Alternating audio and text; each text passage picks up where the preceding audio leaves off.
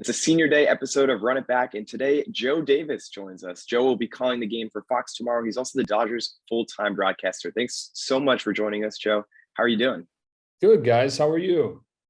We're hanging in. Not Pretty too excited bad. pretty excited for senior day tomorrow. One last one in Gamble for me. It's crazy. So UConn hosts DePaul at 5 p.m. tomorrow. Start of the season, we thought of DePaul as an afterthought. Now they're fully healthy. And honestly, they're pretty dangerous. Winners of 3 straight above 500 overall. And since Javon Freeman-Liberty returned from injury, he's averaging 23.8 points per game in 6 games. And he had 39 against St. John's in the 99-94 win on Sunday. So what's going on in Chicago with the Blue Demons? 15-4 overall. Tony Stubblefield doing a real good job in year one. Yeah, I think anytime you have a guy like Freeman-Liberty, you feel like you have a chance in any game, especially the way he's played since coming back from injury, like you mentioned. But it's not just him. You saw Jalen Terry go off for 16. He scored 28 in another game when they were without Freeman-Liberty. So they had 5 guys average or scored double figures against Marquette in their last game. 91 in that game, 99 the game before against St. John. So it's a team that can score, and which makes it shocking, doesn't it, that it was 57-50 when these teams met up the first time. I know they didn't have their stud in Freeman-Liberty, but it really is, it says something, I think, about UConn's defense that they were able to hold this group to 50. Yeah, absolutely. So we mentioned it's senior day, always a range of emotions going on. UConn's going to honor Tyler Polley, Isaiah Whaley, Matt Gary, RJ Cole, and Tyrese Martin. But for now, we're going to stick with the last 2 names. If Cole and Martin were to exercise that option and come back for another year, what would them returning mean for this squad, a talented UConn backcourt? If it's amazing that, we see transfers all over college basketball these days, obviously, but it's amazing that a couple guys like that feel like they've been at UConn forever. And I think that's saying a lot about what they've meant in these couple of years that they've been on campus. So, man, if they came back, you're talking about a scary, scary team for UConn in 2022-23. Obviously, those are 2 guys who have pro potential, maybe not NBA, but G League or overseas. But they couldn't do it against Creighton on Wednesday. UConn lost on the road in Omaha. They're 0-5 against the Blue Jays all time. And Greg McDermott kind of has Dan Hurley's number. Blue Jays sagged off UConn defensively, and Isaiah Whaley, Andre Jackson struggled. They shot 3 of 15 and 1 of 9 from deep. Also factor in Adamas Noga hurt his pinky early. He was an inefficient 6 of 16. He found himself in a really clogged lane a lot. And we know Adama is not the greatest passer as a sophomore yet. Does this loss concern you? Would you be worried if you were a UConn fan? No, I think, first of all, like you said, Creighton has had their number, so it's not like this is a shock to the system necessarily. The things you mentioned about some of the injury issues, and then that's a really hard place to go play, even if you're clicking. And you get into that 16-point hole in the first half, it's going to be hard to climb out of. So the fact that it wound up being a 2-point game, that they did rally back to tie it, I think that kind of squelches any fear or concerns you may have coming out of that game. Yeah, absolutely. I know you see Creighton on the schedule, and no matter how well UConn was playing, because they had a handful of games that they were able to close out. I mean, the comeback against Nova and taking care of business against Georgetown. But, excuse me, like you said, Creighton's a tough place to play. So we'll leave the past in the past. We'll think about tomorrow, the last regular season game for both these squads. Let me hear some predictions. What do you think we're going to see in the rematch of DePaul and UConn?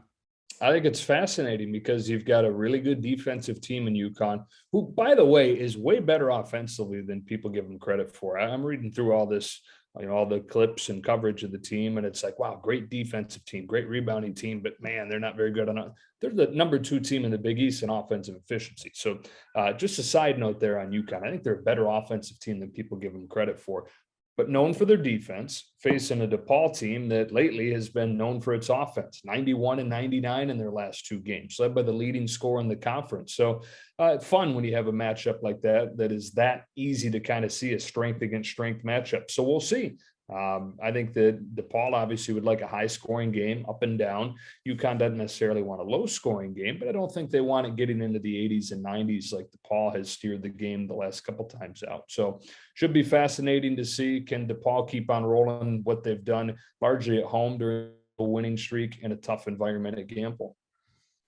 Yeah, and one scoring punch off the bench, Jordan Hawkins for UConn. It looks like he's going to be out tomorrow, still in concussion protocol. Didn't practice today. We just heard that from Coach Hurley.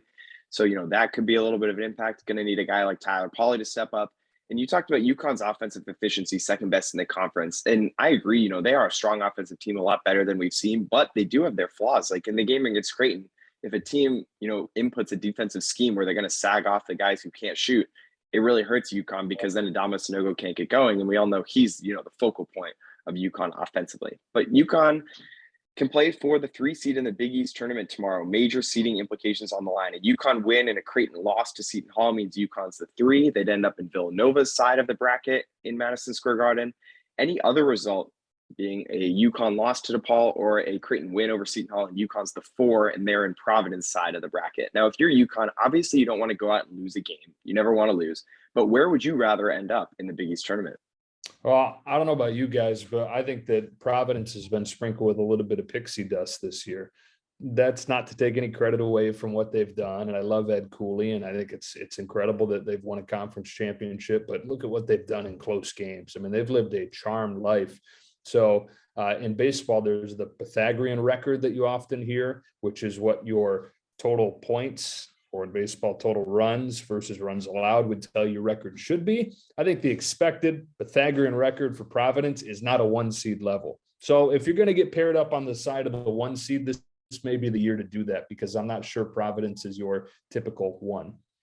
That's going to anger some Friars fans and excite some UConn Twitter fans. That's been the narrative all year. But I agree. I feel like every close game, they're finding ways to win and going to overtime with teams like Butler and playing close with DePaul, which, like we've said, is no pushover. But if Providence is this top 10 power like they are, or so they claim, those games really shouldn't come down to the wire. But in terms of the conference tournament next week, how do you see that playing out?